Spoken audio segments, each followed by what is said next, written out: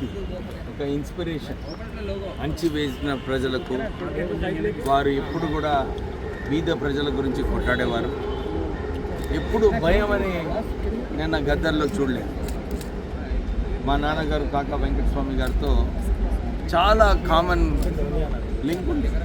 ఎందుకంటే వాళ్ళిద్దరు కూడా కులం మతం ఎప్పుడు కూడా చూడకుండా ప్రజలకు ఎట్లా న్యాయం చేయాలి, ప్రజల కోసం ఎట్లా కొట్లాడాలి అని చెప్పి వారు ఎప్పుడు కూడా అదే దారిలో పోయేవారు. అందుగురించి గద్దర్ గారు మా నాన్నగారు కలుసుకున్నప్పుడు వాళ్ళిద్దరు కూడా ఒక ఇమ్మీడియట్ బాండింగ్ అన్నమాట. వాళ్ళిద్దరి మధ్యలో ఒక స్ట్రాంగ్ రిలేషన్షిప్. వాళ్ళు అనేకమైన సమస్యల మీద చర్చించినప్పుడు కూడా వారు ఇదే ఎట్లా బీద ప్రజలకు మనము ఉపయోగపడాలి, ఎట్లా వారికి న్యాయం చేయాలని చెప్పి ఇప్పుడు కూడా ఆలోచించేవారు. గద్దర్ గారు నేను చాలా సార్లు వారికి కలవడం జరిగింది. ప్రత్యేకంగా తెలంగాణ ఉద్యమంలో కూడా వారు ముందుకొచ్చి లేదు తెలంగాణ వస్తే మన బ్రతుకులు బాగవుతాయని చెప్పి వారు ఒక గట్టిగా పోరాటం చేసిన వ్యక్తులలో గద్దర్ గారు ఒకరు. వారిని ఎట్లయితే తెలంగాణలో చాలామంది తెలంగాణ గురించి కొట్లాడినారో కేసీఆర్ గారు కూడా వారిని అట్లానే పక్కకు పెట్టినారు. ఎవరైతే మంచిగా పోరాటం చేశారో వారికి ఇంకెక్కువ గౌరవం కల్పించే అవసరం ఉంది. కానీ ఆ రోజులలో కేవలము ఒకటే కుటుంబం పైన వారు దృష్టి పెట్టుకొని ఇతర వాళ్ళకి ఏదైతే క్రెడిట్ రావాలో చేయడం జరిగింది. నేను కూడా ఈరోజు మాట్లాడేటప్పుడు ఇదే చెప్పాను. మన కులం మతం చూసేది అవసరం లేదు. వారి సర్వీసెస్ ఏదైతే ఉందో వారు ప్రజల కోసం ఏదైతే కష్టపడి వారు పనిచేస్తున్నారో అది దృష్టిలో పెట్టుకొని వారికి సరైన పద్మశ్రీ అవార్డు కానీ పెద్ద అవార్డు ఇవ్వాలని చెప్పి బండి సంజయ్ వ్యాఖ్యల మీద మీరు ఏం స్పందిస్తారు? నేను ఇదే చెప్తున్నాను. మెయిన్ ఇంపార్టెంట్ ఏంటంటే ప్రజల కోసం పనిచేసిన వారు వ్యక్తి గద్దర్ గారు అందరు కూడా రికగ్నైజ్ చేస్తున్నారు. తెలంగాణ ఉద్యమం వారు ఎప్పుడైతే మూమెంట్లో ఉండేనో వారు మూమెంట్లో వారు గాయకుడు, అన్ని చోట్ల పోయి పాటలు పాడేవారు. వారు ఎప్పుడు కూడా నేను అదే చెప్పినాను మీటింగ్లో కూడా, వారు ఏదైతే ఏ సమస్య పైన ఉన్నా కానీ 2 నిమిషాలలో ఒక పాట చేసేవారు.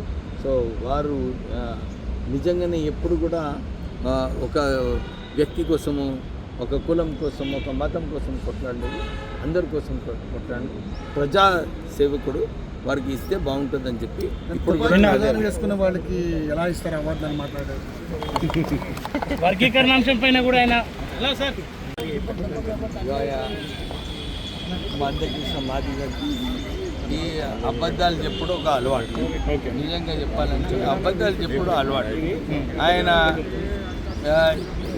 మాలలు వ్యతిరేకిస్తున్నారని ఎక్కడ కూడా మా మీటింగ్ ఏదైతే జరిగిందో మాల సింహ గర్జన కేవలము సెల్ఫ్ రెస్పెక్ట్ ఆఫ్ మా మీటింగ్ చేసుకున్నాం.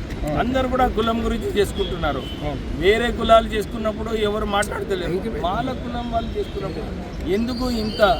నేను నిజంగా ఆశ్చర్యపడిపోయినా. చాలామంది మేధావులు మాట్లాడి అరే మాలలు ఇట్లని, అరే వాళ్ళు సుప్రీంకోర్టు డిసిజన్ చదవాలి. నిజంగా సుప్రీంకోర్టు డిసిజన్ ఏదైతే అమలు చేయాలనో కేంద్రం అమలు చేయాలి. ఎందుకంటే దాంట్లో ఏమున్నది? ఎంపెరికల్ డాటా తీయమన్నది. ఎవరు వ్యతిరేకిస్తారు? ఎవరైనా వ్యతిరేకించవచ్చా? సుప్రీంకోర్టు నిర్ణయం మాదిగలు అణచివేతకు గురవుతున్నారని చెప్పేసి కాన్సెప్ట్ తీసుకొస్తున్నారు.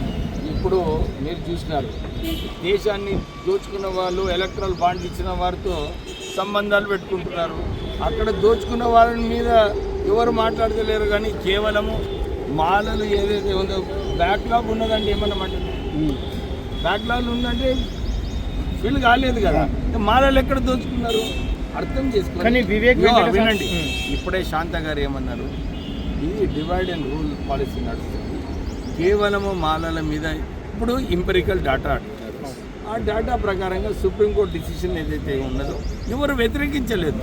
ఇది ఒక పొలిటికల్ డ్రామా, అర్థం చేసుకోవాలి. ఓకే సార్, మీ స్టాండ్ ఏంది సార్? సార్ నేను చెప్పని సార్ మీ స్టాండ్ ఏంది? మీరు చెప్పింది మేము వినాలా, మేము చెప్పింది చెప్పండి సార్. సుప్రీంకోర్టు డిసిషన్ని ఎవరు వ్యతిరేకిస్తలేదు. అమలు చేసేవారు ఎవరు? కేంద్రం చేయాలి, రాష్ట్రాలు చేయాలి. రాష్ట్రాలు చేసుకోవచ్చని చెప్పినారు. ఉద్యోగాలు ఎక్కువ ఉన్నాయి. సెంట్రల్లో ఉన్నాయి, స్టేట్లో ఉన్నాయి. అదే మోడీ గారు ఆల్రెడీ అనౌన్స్ చేసినారు. ఇది బీజేపీ ఎజెండా ఉంది. బీజేపీ ఎజెండాని కూడా వీళ్ళు కూడా గుర్తించాలి. కాంగ్రెస్ వాళ్ళు కొందరు చెప్తున్నారు, నేను ఇదే అప్పీల్ చేస్తున్నాను. ఇదైతే చర్చ జరుగుతుందో ఇది ఒక రాజకీయం. ఎవరి మేధావులు సుప్రీంకోర్టు డిసిజన్ చదివినరా, చదివితే దాని గురించి మాట్లాడాలి. ఏముంది, దీన్ని ఎట్లా ఇంప్లిమెంట్ చేయాలి అని చెప్పి మాట్లాడుకుంటే బాగుంటుంది. నేను అదే చెప్తున్నాను. నేను క్లియర్గా ఉన్నాను. సుప్రీంకోర్టు డిసిషన్ ఏదైతే ఇచ్చిందో, సెంట్రల్ గవర్నమెంట్ జాబ్స్ ఉన్నాయి, స్టేట్ గవర్నమెంట్ జాబ్స్ ఉన్నాయి. మోడీ గారు ఆల్రెడీ మాట ఇచ్చినారు. నేను పరేడ్ గ్రౌండ్లో అందరు కలుసుకొని, వాళ్ళిద్దరు కలుసుకొని నా తమ్ముడు అని చెప్పి ఆయన మాట ఇచ్చినాడు. దాన్ని ఎంతసేపు అయ్యా పార్లమెంట్ సెషన్లో ఉన్నది, పోయి కాలు మొక్కి పెద్దనే కాలు మొక్కితే 2 నిమిషాలు అయిపోయే పని. దాని ప్రకారంగా చేసుకోవాలి. కానీ ఉట్టినే మాలను తిట్టడం ఇది సరైన పద్ధతి కాదు. నేను ఇప్పుడు కూడా చెప్తున్నా. నేను మొన్న పొద్దున్న ఒక ఇంటర్వ్యూ ఇచ్చినప్పుడు నేను ఇదే చెప్తున్నాను. మా నాన్నగారు ఒక విషయం చెప్పారు, అది ఇంపార్టెంట్ విషయం ఇక్కడ చెప్పడానికి. ఏమన్నారంటే, చాలామంది వాళ్ళని తిట్టినప్పుడు కూడా వారు ఇదే చెప్పేవారు, అరే వారు పాపం చిన్న వ్యక్తి, నన్ను తిట్టి ఏదైనా 10 వస్తే రానియండి, దళితుల వ్యతిరేకంగా ఏమి మాట్లాడని, ఎవరి వ్యతిరేకంగా నేను మాట్లాడా. ఎవరైనా నా మీద మాట్లాడి ఉట్టిన నన్ను విమర్శించి వాళ్ళు పెద్దగైతే కానివ్వండి, దళితుడే ముందుకు పోతాడు. ఎందుకంటే దళితుల సమస్యలు చాలా ఉన్నాయి. ఈ సమస్యలు కొట్లాడాలంటే అందరూ కలిసి కొట్లాడినప్పుడే. ఎందుకంటే ఆర్థికంగా ముందుకు రావాలి. చాలామందికి సబ్సిడీలు రావడం లేదు. చాలామందికి ఇప్పుడు కూడా కుల వివక్ష ఉంది. దాన్ని కొట్లాడేది అవసరం ఉన్నది. అందరు కలిసినప్పుడే మనం కుల వివక్ష కొట్లాడవచ్చు. ఈ రాజకీయం వదులుకోవాలి. ఎందుకంటే సుప్రీంకోర్టు నిర్ణయం ఇచ్చింది ఆల్రెడీ. దాన్ని ఇంప్లిమెంట్ చేయాలి. దాన్ని ఎట్లా పద్ధతి ప్రకారంగా ఇంప్లిమెంట్ చేస్తారో స్టేట్ గవర్నమెంట్, సెంట్రల్ గవర్నమెంట్ వాళ్ళిద్దరి చేతిలో ఉంది. వాళ్ళు ఇంప్లిమెంట్ చేస్తారు.